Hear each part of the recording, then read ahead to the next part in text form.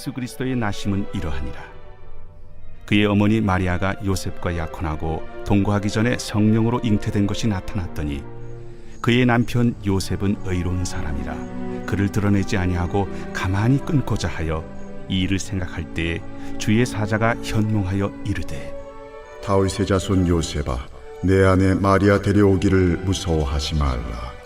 그에게 잉태된 자는 성령으로 된 것이라. 아들을 낳으리니 이름을 예수라 하라. 이는 그가 자기 백성을 그들의 죄에서 구원할 자이심이라. 이 모든 일이 된 것은 주께서 선지자로 하신 말씀을 이루려 하심이니 이르시되 보라, 처녀가 잉태하여 아들을 낳을 것이요 그의 이름은 임마누엘이라 하리라. 이를 번역한즉 하나님이 우리와 함께 계시다 함이라. 요셉이 잠에서 깨어 일어나 주의 사자의 분부대로 행하여 그의 아내를 데려왔으나 아들을 낳기까지 동침하지 아니하더니 나음에 이름을 예수라 하니라. 오늘은 위기 속에서 꽃피운 복음이라는 제목으로 하나님의 말씀을 증거하겠습니다. 계속해서 성탄 본문을 살펴보고 있습니다. 드디어 하나님께서 정하신 때에 약속의 성취가 이루어지는 것을 우리는 보게 됩니다. 바로 예수 그리스도의 탄생입니다. 수많은 선지자들이 꿈꾸고 기다렸던 그 사건이 이 순간 펼쳐지고 있습니다. 온 인류가 누릴 기쁨의 좋은 소식이 이제 곧 선포되어지는 상황입니다. 그런데 행복하고 장엄하며 웅장해야 할 메시아의 탄생이 위기를 초래하고 있습니다. 바로 결혼을 약속하고 약혼까지 한 마리아가 처녀의 몸으로 임신을 하게 된 것입니다. 마태복음 1장 16절은 예수님께서 요셉이 아닌 마리아에게서 나셨다라고 기록하고 있습니다. 이것은 앞서 족보에서 보여주고 있던 표현과는 다른 모습입니다.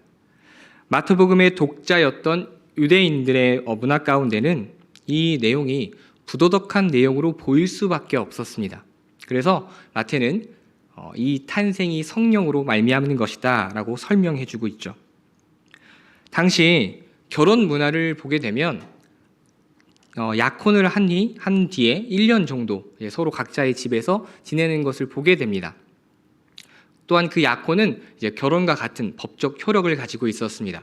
이 1년이라는 시간은 혹시 신부가 다른 부도덕한 행위를 했는지 하지 않았는지를 확인하는 기간이었습니다. 그렇게 1년의 시간을 각자의 집에서 보내게 됩니다.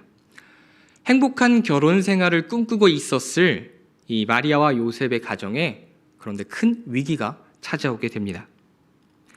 신부가 아직 결혼도 하지 않은 신부가 남편의 아이도 아닌 다른 이의 아이를 임신했다라는 것은 파혼뿐만 아니라 평생을 수치 가운데 살아야만 하는 죄였다라는 것을 우리는 그 당시의 문화 가운데 확인할 수 있습니다. 당시 마리아는 성령을 통한 임신을 자신의 그 상황을 요셉에게 알리지는 않았던 것 같습니다.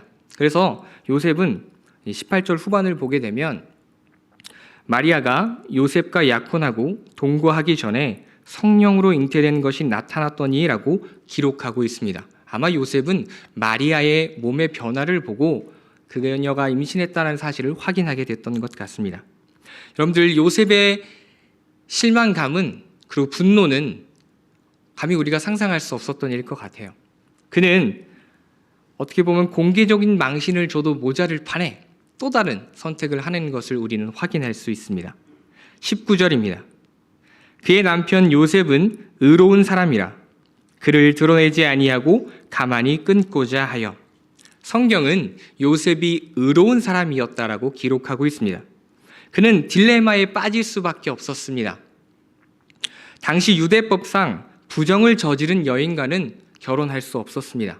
뿐만 아니라 당시 문화 가운데서 타인의 것을 가지려고 하는 것은 매우 수치스러운 일이었습니다. 다만 만약 그가 계속해서 이 결혼을 진행한다면, 마리아가 임신했다는 사실을 알고도 계속해서 이 결혼을 진행한다는 것은 매우 수치스러운 것이었습니다. 남의 것을 탐하는 사건이기 때문입니다. 그렇기에 그는 가만히 그녀와의 관계를 끊고자 합니다. 마을 전체 앞에서가 아니라 두 증인을 불러놓고 그 앞에서 이제 이혼을 하려고 했던 것이죠. 관계의 단절과 약속의 성취가 위기를 맞이하는 이때에 깊은 고민 가운데 잠든 요셉을 주의 사자가 찾아옵니다.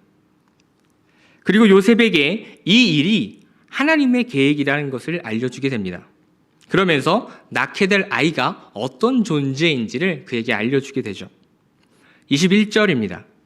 아들을 낳으리니 이름을 예수라 하라. 이는 그가 자기 백성을 그들의 죄에서 구원할 자이심이라 하니라. 비로소 요셉은 태어날 아기가 어떤 존재인지를 알게 됩니다. 자신의 백성들을 구원할 그분은 선지자들이 예언했던 바로 메시아였던 것입니다. 천사는 계속해서 그에게 설명합니다. 23절 말씀을 같이 읽겠습니다. 시작. 보라, 처녀가 잉태하여 아들을 낳을 것이요 그의 이름은 임마누엘이라 하리라 하셨으니 이를 번역한즉 하나님이 우리와 함께 계시다 함이라. 아멘. 의로운 사람이었던 그는 또한 말씀을 잘 알고 있는 사람이었습니다. 하나님의 약속의 성취를 이제 그가 깨닫게 된 것이죠. 그는 이제 마리아 데려오기를 두려워하지 말라는 천사의 말에 순종하게 됩니다. 다른 이의 아이가 아니라 하나님의 것, 하나님의 아들이다라는 것을 그가 이제 알게 되었기 때문입니다. 그는 이제 모든 상황을 받아들이기로 합니다. 그리고 자신이 해야 할 일을 합니다. 그것은 무엇이냐면 바로 그 가정을 지키고 또한 예수님이 태어날 때까지 기다리는 것, 그것이 그가 해야 할 일이었습니다. 우리는 이런 받아들임과 순종의 모습을 마리아에게서도 찾아볼 수 있습니다. 자신을 찾아온 천사에게 성령으로 말미암는 사건에 대해서 그녀가 듣게 되었습니다. 그녀가 남자도 모르는데 임신을 하게 된다는 소식이었죠. 그녀는 잠시 당황했지만 이렇게 대답합니다. 누가복음 1장 38절 말씀입니다. 마리아가 이르되 주의 여종이오니 말씀대로 내게 이루어지이다 하매 천사가 떠나가니라. 그녀는 하나님의 역사하심과 그 하나님의 일에 대해서 신뢰하였습니다. 그 일이 그녀에게 어떤 어려움을 겪게 되게 할지, 어려움으로 찾아올지 그녀는 이미 알고 있었을 것입니다. 그럼에도 하나님을 찬양하며 그분의 일하심을 기대합니다. 그것이 마리아가 보여주었던 태도입니다. 사람의 눈으로 보기에는 예수님의 탄생의 과정이 한 가정의 고난과 어려움을 맞게 하는 모습으로 보일 수밖에 없었습니다. 또한 그 어려움을 통해서 고통 가운데 있을 수밖에 없는 상황들을 파괴의 위기가 철회되었음을 우리는 확인할 수 있게 됩니다.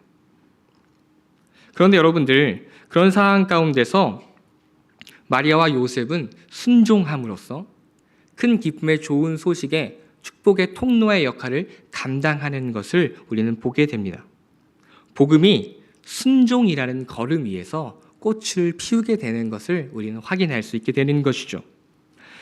주 안에서 사랑하는 성도 여러분, 때때로 하나님의 계획은 인간의 눈으로 보기에 이해할 수 없을 때가 있습니다.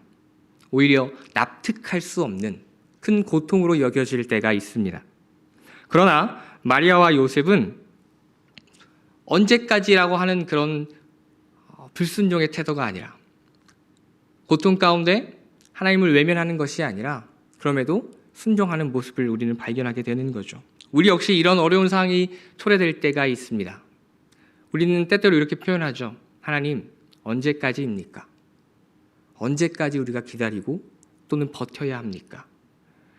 침묵하시는 하나님 앞에서 우리는 이렇게 고통 가운데 있을 때가 있습니다. 그런데 문제는 그러한 때 우리에게 나름의 좋은 방법들이 생각날 때가 있다는 것입니다. 꽤 괜찮은 방법이 내게 있을 때가 있습니다. 그런데 오늘 우리가 읽은 하나님의 말씀은 기쁨의 좋은 소식을 전함과 더불어서 나의 것을 멈추고 순종해야 한다는 것을 가르쳐주고 있습니다. 그럼에도 묻게 됩니다. 왜 하나님께서는 예수님을 성령으로 나게 하셨을까요? 21절에 그 힌트가 있습니다. 다시 한번 21절을 읽겠습니다. 함께 읽겠습니다. 시작. 아들을 낳으니 이름을 예수라 하라.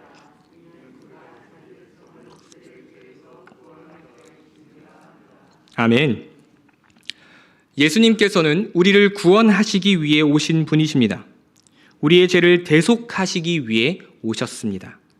우리의 죄를 대신 지신 그분은 죄 없으신 분이십니다. 그래서 하나님께서는 성령님을 통해 예수님을 나게 하셨습니다. 예수님을 육체로 나게 하셨습니다. 예수님께서는 죄가 없으실 뿐만 아니라 완전한 인간으로서 이 땅 가운데서 하나님의 말씀에 순종하며 사셨습니다. 온갖 고난도 달게 받으셨습니다. 히브리서 기자는 이 사실을 이렇게 표현합니다. 히브리서 4장 15절 말씀입니다. 우리에게 있는 대제사장은 우리의 연약함을 동정하지 못하실 이가 아니요 모든 일에 우리와 똑같이 시험을 받으신 이로되 죄는 없으시니라. 주 안에서 사랑하는 성도 여러분, 하나님은 구원 계획을 위기라고 하는 그릇 가운데 담아 두셨습니다. 그리고 마리아와 요셉의 순종을 통해서 하나님의 구원 계획, 즉 복음을 꽃피우며 선포하셨습니다. 이제 우리에게 이 복음이 담겨졌습니다. 복음을 흘려내기 위해서, 넘쳐 흐르게 하기 위해서, 또한 그것을 나타내는 일로 인해 우리들에게도 위기가 닥쳐올 수 있습니다.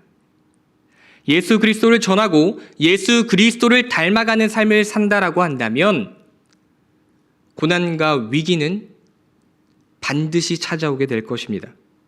그때 우리 순종합시다. 하나님의 말씀에 순종합시다. 이렇게 외치며 순종하였으면 좋겠습니다. 임마누엘, 하나님이 우리와 함께 하신다. 임마누엘, 하나님이 우리와 함께 하신다. 오늘 하루도 위기 가운데 피어나는 복음의 은혜를 기억하면서 하나님의 말씀에 순종하는 우리 모두가 되기를 축복합니다. 말씀을 생각하며 다 함께 기도하겠습니다. 오늘 하루도 임마누엘 하나님의 은혜를 기억하며 복음에 합당한 삶을 살 수 있는 지혜를 주시고 특별히 하나님의 말씀에 순종할 수 있는 능력을 허락해 달라고 다 같이 주여 한번 부르시고 기도드리겠습니다.